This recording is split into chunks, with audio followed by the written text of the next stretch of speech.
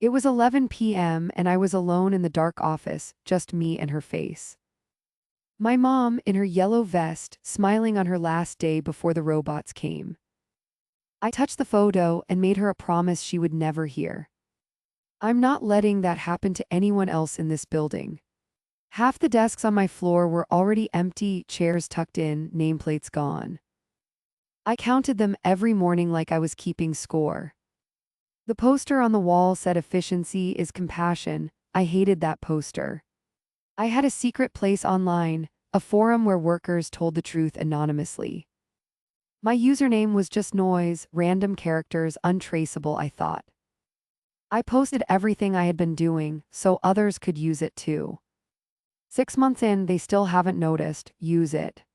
The next morning, my boss Desmond called everyone into the conference room. He had a new tie on and was sweating through it. We have signed a historic partnership with Helix Analytics.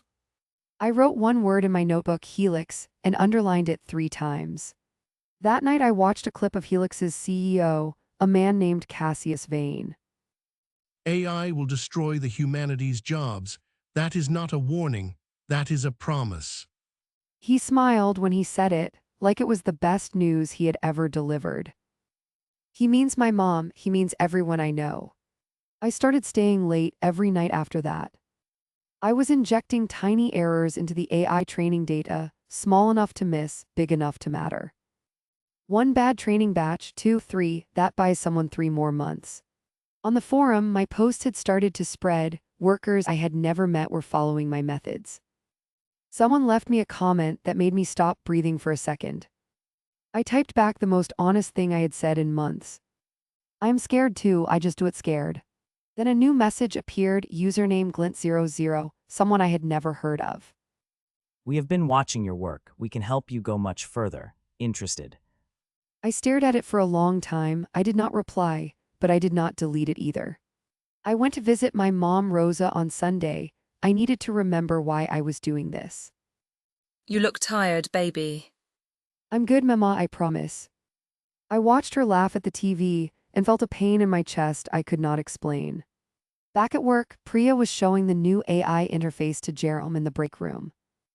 It kept calling him Gerald very confidently every single time. My name is Jerome. It is literally on the badge. I snorted coffee through my nose, trying not to laugh. For one moment, the office felt human. Feeling reckless after laughing, I finally wrote back to Glint00. Their response came in seconds, and it named things inside our systems only an insider could know. How do you know that? We have been inside for a while. We thought you knew. Then my phone lit up with a news alert, and the floor disappeared. Federal authorities had subpoenaed the forum. They wanted the name behind the leak posts. The description in the article was me, every detail unmistakably me. No. I locked myself in a bathroom stall and tried to think through what a subpoena actually means. A federal grand jury gets a judge to sign an order, and then companies have to hand over your data.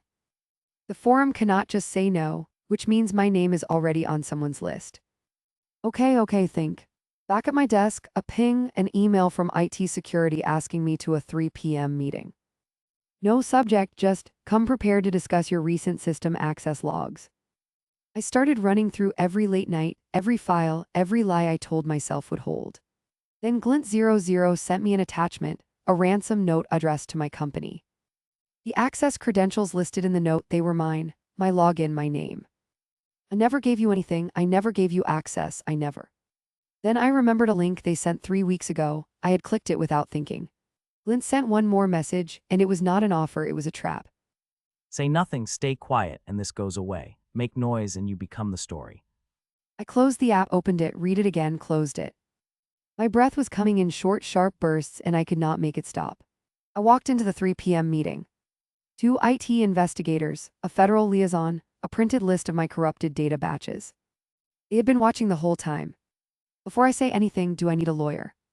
The room went very quiet. She laid it out clearly, cooperate now or face criminal charges. 48 hours before the forum had to hand over my name. If I cooperate, I lose everything. If I don't, you say I was in on it. There is no good option in this room, is there? They let me leave to think. I walked outside into the rain. Across the street, the Helix Tower glowed red, and I just stood there getting wet. I took my mom's photo out of my pocket and held it in the rain. I don't know what to do, Mama, I really don't. I called Priya, I told her just enough. There was a long silence, then she spoke. I know a civil liberties lawyer. Let me call her tonight. Why are you helping me? Because you were trying to help all of us, you idiot. I started crying in the rain for the first time. At midnight, I got on a video call with Camille, the civil liberties lawyer Priya found. She said Glint using my machine without permission is traceable evidence. It proves I was a victim. In my post, The Sabotage, Messier, but we lead with what they did to you. I made my decision. I wrote everything down, The Sabotage, the forum, Glint, all of it. Then I published it under my real name before anyone could stop me. Now it belongs to everyone and not just to them. By morning, my face was everywhere, my gray hoodie, my mom's badge in my pocket. Half the comments called me a criminal, half called me the only honest person in tech. I read one out loud to Priya and then put my phone face down. This woman did what all of us were too scared to do. The forensic evidence came through. Glint had breached from outside, not through me. The federal case against me got a lot smaller. I sat in Camille's office, barely understanding the words. So I might not go to jail. You definitely might not go to jail. I laughed, short, wild, exhausted, the first real laugh in days. 3 months later, I was sitting in a community tech center across town, teaching. My old office at Vantage Flow was shut down. I had lost my job, I had kept my name. I told the group the biggest mistake I had made and what I wished I had known. I thought the only way to resist was to hide, but if you hide, they get to decide what you are. I touched the photo badge in my pocket, my mom, still smiling, still there. I looked up at a room full of people waiting to learn something, and I smiled back. The real kind of smile, not the kind you wear so nobody worries about you. Okay, let's start from the beginning. Here is what they can track, here is what they cannot. I did not fix everything, but I found out who I am and I kept my own name. That was enough to start.